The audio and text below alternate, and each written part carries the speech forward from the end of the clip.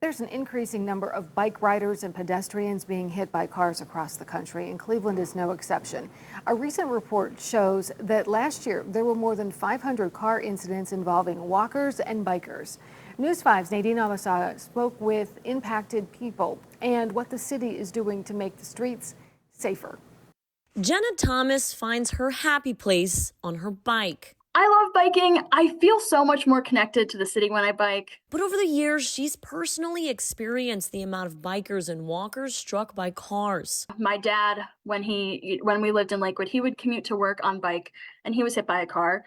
Just a few weeks ago, my older brother was hit by a car. Her love and that growing concern is why she joined Bike Cleveland, an advocacy and education group for Cleveland bikers and walkers. The way our roads are designed really encourage speeding.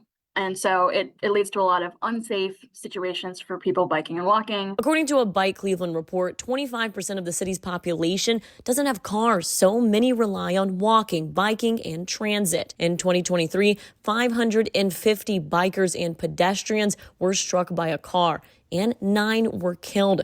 Jenna adding that some incidents aren't even reported. Some studies say that somewhere between 7 and 44% of these crashes with bikes and pedestrians are never called into the police. Most recently, another poll shows that 60% of Clevelanders that ride their bikes worry about getting hit. We have major capital projects, like I just mentioned, which have millions of dollars allocated to them and incorporate bicycle and pedestrian safety.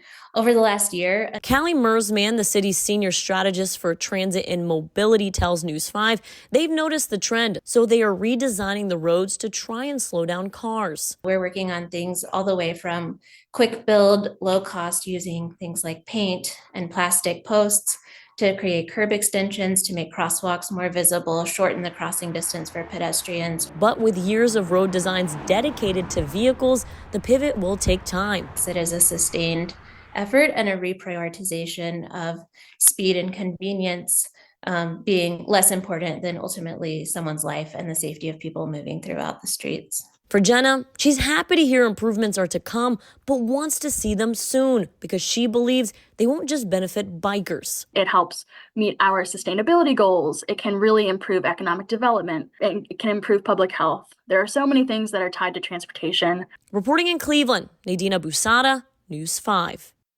Now, the city is also working on a mobility plan to guide their next steps, so they will be looking for community input on what areas need improvement.